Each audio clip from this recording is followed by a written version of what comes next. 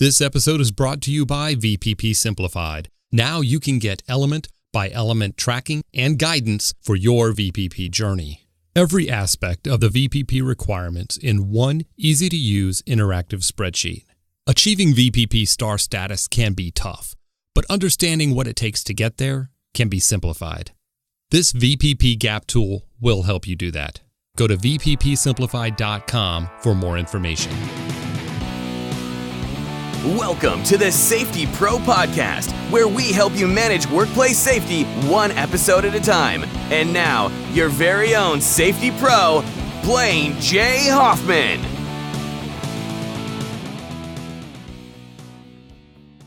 Welcome to another episode of the Safety Pro Podcast. This episode, I'm going to talk about writing an effective accident report. This is an article and some tips that I got from our friends over at atlantictraining.com, and I have a link in the show notes for them so you can check them out. But there's some really good tips. A lot of folks miss this one. They dive right into trying to solve a problem and forget to document some critical aspects of incidents, whether they're injuries, illnesses, property damage, things like that. So we're going to get into some tips on how to write an effective accident report. Now, obviously, if you have good safety training, a comprehensive written safety program, you've got these things locked down, you shouldn't have to write too many of these incident reports. But that's the problem. Well, it's a good problem to have, don't get me wrong. But like anything else, if you're out of practice, you're going to stumble over a few key items when, the few and far between instances that you do have to write one of these reports. So that's why I'm kind of talking about this topic in the episode, because, sometimes things do slip through the cracks and it results in an incident or accident, property damage, even a near miss. You should be doing these for near misses, and we'll try to dot that I several times throughout this episode. But, when this happens, not only are you required by OSHA to record certain incidents, but it can be imperative in future prevention of similar incidents. So that's why it's key to get this right at the beginning, okay? Now, the best way to go about reporting an incident is to fill out an incident report. Now, the following steps, the steps I'm going to cover here, will help you write an effective incident report that covers all of the necessary elements needed for further action. But first, before we dive into that, I want to stop and talk a moment about our incredible partners in safety, who'sonlocation.com. If you're a regular listener to this podcast and you haven't gone to who'sonlocation.com yet, what are you waiting for? Seriously, let me know. Drop me a line. Let me know what you're waiting for. Go to who'sonlocation.com. Check out the website. Check out the service they offer, a complete digital solution to contractor management, visitor management, employee time. These are management solutions for remote locations anywhere in the world. So whether you're setting up an iPad kiosk in your lobby for visitors to sign in, or you're having contractors at remote sites sign in via mobile when they hit your property so that they're on location, or you're utilizing, an evacuation management event at multiple sites, all from your mobile smartphone, desktop, or tablet, who'sonlocation.com has the solution for you. The thing to remember is that this will work across all platforms, whether it's, mobile, iOS, Windows, Android, and desktop as well. So you don't have to worry about compatibility issues with different devices, okay? Get a 30-day free trial. Go to who'sonlocation.com, sign up for the trial. No credit card needed. And if you decide to stay with who'sonlocation.com, your trial will convert over to a full service suite without losing any data that you entered in there. So look, go to who'sonlocation.com today. Make sure you tell them I sent you and get your free trial and start digitizing, modernizing your employee, visitor, contractor, and emergency evacuation management today. Another great partner in safety you need to know about. The official floor marking, floor sign company of the Safety Pro Podcast is none other than Mighty Line Floor Tape. Go to mightylinetape.com/podcast to get a free sample of their incredible floor tape. You can catch past episodes of this podcast there as well. Listen, a couple of quick facts. What makes Mighty Line tape mighty? What makes it better than the average floor tape you're going to find out there in the market? 1, 7 times thicker than the average floor tape. 2, it's going to last longer. It'll take a beating under heavy traffic, especially forklift traffic. Listen to this. The beveled edge makes it ideal for forklift traffic. They have solutions for indoor warehouses, freezer floors. They have centerline glow tape, so during power outages, to make it safer for folks to find their way out to an exit. It's safer for forklift traffic as well. Go to mightylinetape.com/podcast. Find out what makes them special. You'll also see right there, it's made right here in the USA. Again, go to mightylinetape.com/podcast. Get your free sample of Mighty Line floor tape. Try it for yourself. You'll not regret it. Okay, as I mentioned, the best way to go about reporting an incident is to start filling out an incident report. And it doesn't matter if you're doing old school paper, clipboard and paper program. I haven't done that in so long. I use a digital solution, but it doesn't matter. The information you're going to need to capture and what you're going to need to fill in and write down doesn't change. So this applies to, long form or digital type of reporting systems, okay? The first thing is you have to be able to respond in a timely manner. We all know what happens if, an incident occurs on a Friday, late Friday afternoon, you're about to head out the door. I'll follow up on that Monday morning. It was minor. It was no big deal. Somebody's going to be off Monday. Somebody's on a different shift.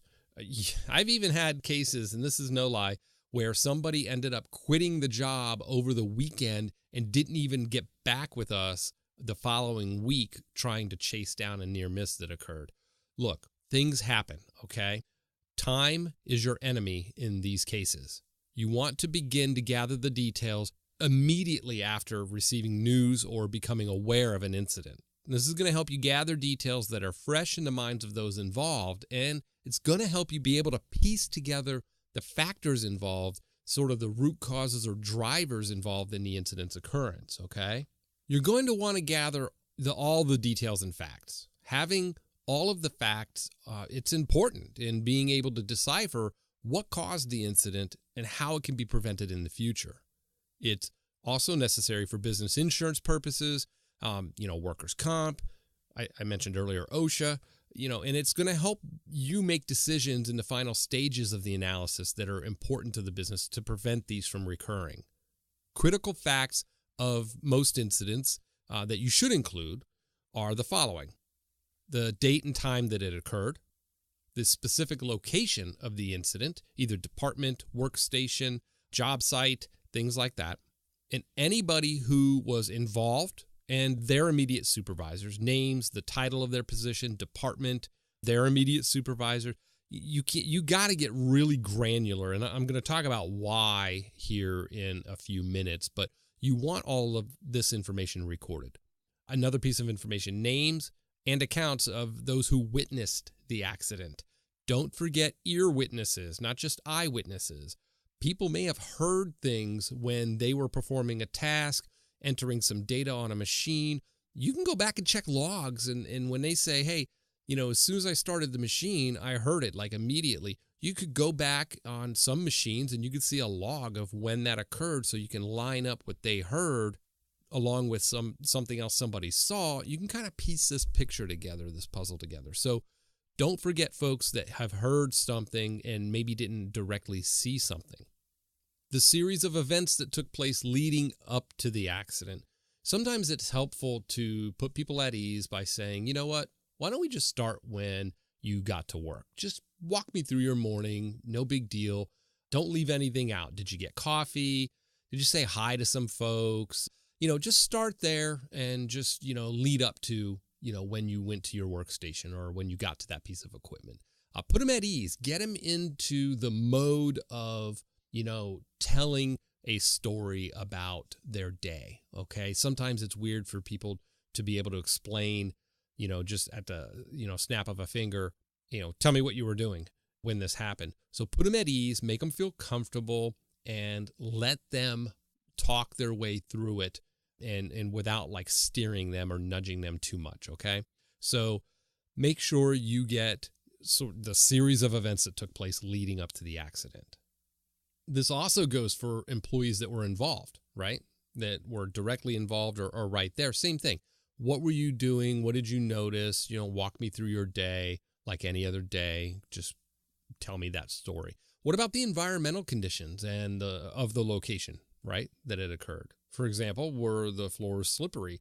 Was a door left open and it's wintertime and, the slip and fall could have been contributed to that? What about clutter in the area? A lot of noise, things like that. Don't forget environmental conditions that may be contributing factors.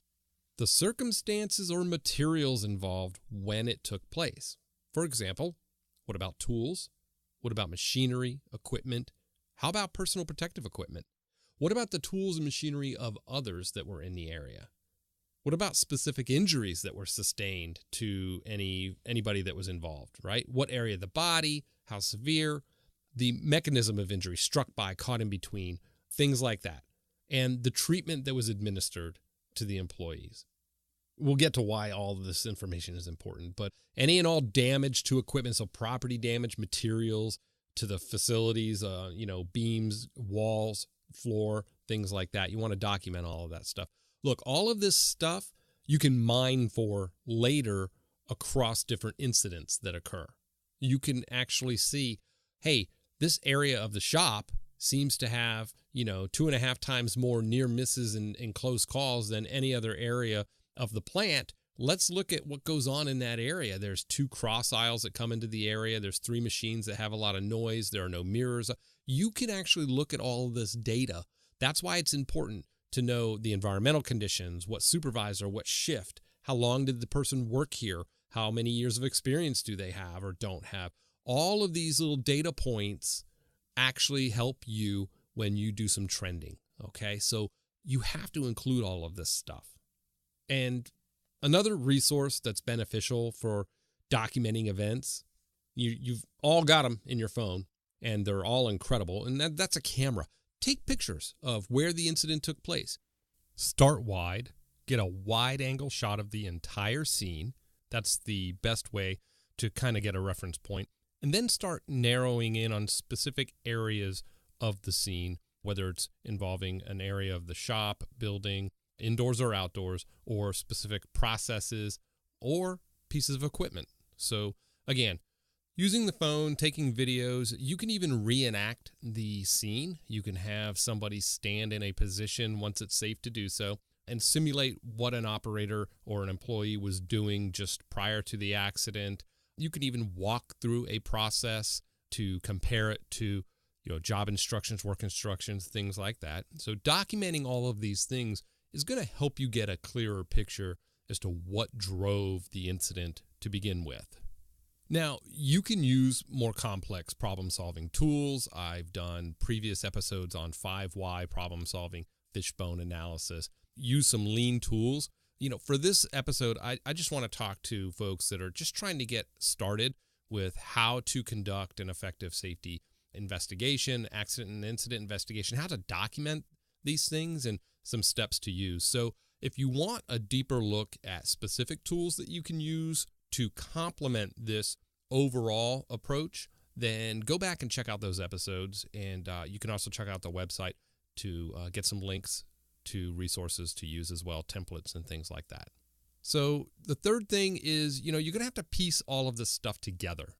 Piecing together the sequence of events is going to help you determine which factors were involved and maybe likely to have contributed to the incident.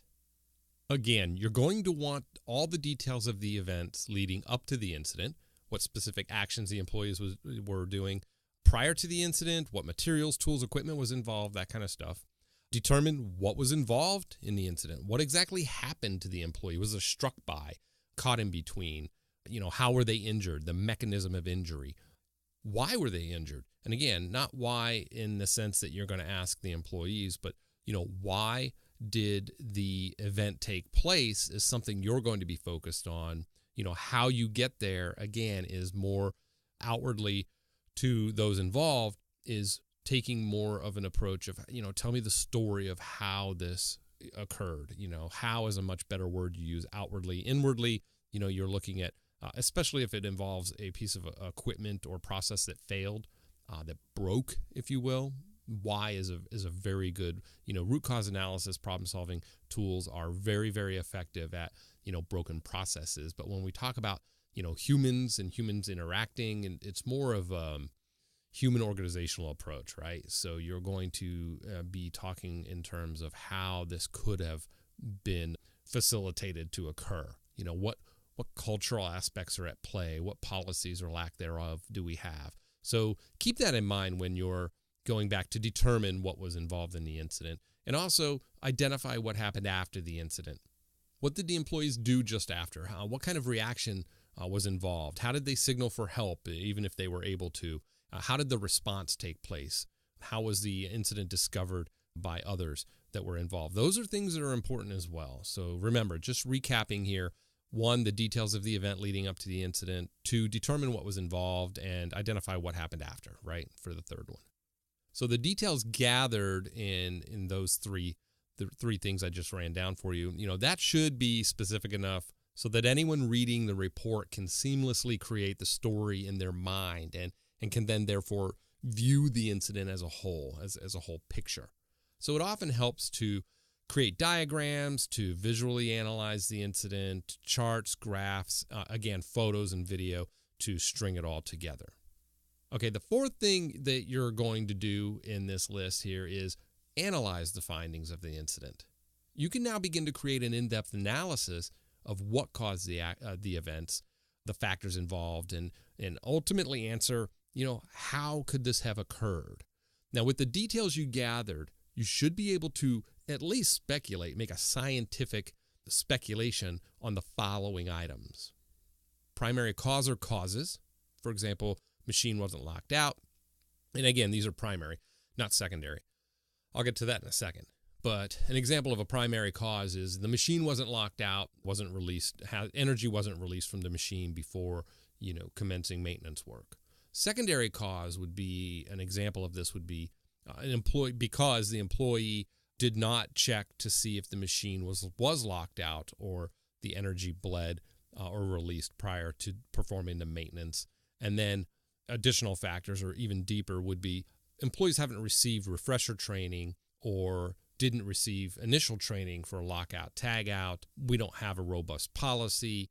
It's not been, enforced or administered sort of, I guess you could say, consistently in the past, those cultural drivers. The deeper you get away from the primary cause, the better you're going to be. Remember, think about the difference. This injury occurred because the machine wasn't locked out versus the injury occurred because lockout, tagout wasn't observed due to the fact that we have a policy, but it's not publicized, hasn't been trained on. Any of these maintenance employees were hired, did not go through this training. They went through a basic orientation, and we relied on their knowledge and expertise of maintenance in the industry to do the job. So that says something entirely different, and it tells you what to do that's different than the first one. The first one, most people are going to go, oh, well, we'll write the person up, discipline. Well, is that the answer? Is that going to fix this and prevent it from happening again? No, you have a whole population of maintenance folks out there that you're just hoping, using air quotes here, learn the hard lesson of their fellow worker who got injured. So when you analyze your findings, this fourth item here, make sure that you cascade down, you drill deeper beyond that primary, more obvious cause, okay? And then what that allows you to do is, number 5, formulate a preventative action plan that will actually prevent future incidents from occurring. So any incident report, it's useless without a plan to correct the actions for future prevention. And you can only get there by a really deep root cause analysis that includes the human and organizational contributors that may have been involved. Every incident is a hard lesson that has yet to be learned or has been overlooked. Now, I'm going to list a few items as examples of areas that may need correcting based on any of the facts surrounding your incident, okay? 1, adequate employee safety training. There are many resources out there to help train employees in various aspects. I'm sharing with you some information from Atlantic Training. I have a link in the show notes that you can get really easy, affordable, quick safety training for your folks, or if you want to do some training so that you can then turn around and be in a better position to impart that knowledge to your workforce, you can go to places like atlantictraining.com. But you need to take a look at your employee safety training process and see how robust is it? How often do you train employees? How well was it administered to begin with? All of those things. Another one, 2, adequate and proper maintenance of machinery, equipment, and workplace in the workspace. You need to do a really good analysis on how well we manage preventative maintenance work orders, event maintenance work orders. Do you have that data readily available? Do you use a software program to manage equipment in your facility? Those are all important questions you're going to need to address, okay? So make sure that you're able to track the percent of preventative maintenance work orders that are open, that have been closed, okay? Things like that. And also reevaluating standard operating procedures regarding certain jobs and reassessing how they should be carried out. Do you have an annual review of work instructions that involves operators doing the job to make sure that, we didn't have any drift from or deviation from the previously established work procedures, work instructions, because that happens. Operators will sort of adopt their own way of doing things, and sometimes there are better ways of doing them, but if it's in an uncontrolled manner, unsupervised manner, in a vacuum, that's how we get this drift where operator A is doing it one way, operator B on another shift, or even same shift, different machines doing it a different way. Not only can it affect quality of products and efficiency, productivity, output, but we could be introducing serious safety concerns into that process as a result. So looking at the standard operating procedures, how we manage those, how we audit those, and then at least periodically review procedures to make sure that they're still applicable. That's something you're going to want to include into your preventative action plan. Also, something you may need to add is identifying and conducting, I mentioned job hazard analysis or JSA, job safety analysis, to thoroughly cover all risks associated with certain jobs. We often find in industry, you'll add a piece of equipment, machinery, or significantly change, a portion of a process or a job that we've now got hazards or steps in the process that weren't evaluated before. So we just need to go back and take a hard look at that. Also, operational changes and adjustments that include more thorough safety measures, such as adding additional safety equipment, changing procedures, things like that. You have to include all of this stuff in your preventative action plan. You may need to identify additional sources of energy. Maybe you remove some sources of energy that no longer apply. Maybe you're making your processes safer, but we haven't updated our written procedures, operating procedures, or policies and rules, workplace rules. So look, the bottom line is, a good incident report will identify the problems using in-depth analysis and research and offers a viable solution to that problem or problems, right? A thorough, well-prepared report will accurately pinpoint what corrective action is necessary so that you may prevent future incidents and keep your team safe. If you want more great information like this, go to atlantictraining.com, follow the link in my show notes, and you can get there quickly. But they've got some good information. Sign up for their emails. That's how this one came across. Look at some of the safety training that they offer there. I do have an affiliate link in the show notes that you can use. And so, it helps support this podcast. If you do decide to get some training from them, make sure they understand that, we sent you. But other than that, it's another great resource that you can use to help improve safety in your workplace. Let me know if you're using any particular templates or format or approach in your incident investigations that we can share with other listeners. You can drop me a message at info@thesafetypropodcast.com. Be sure to check out our awesome partners in safety, who'sonlocation.com, and mightylinetape.com/podcast. That wraps up this quick episode. Wanted to get some basic information out about incident investigations. I hope this helps you in your journey to improve safety in the workplace for your employees. And until the next Safety Pro podcast episode, as always, be safe.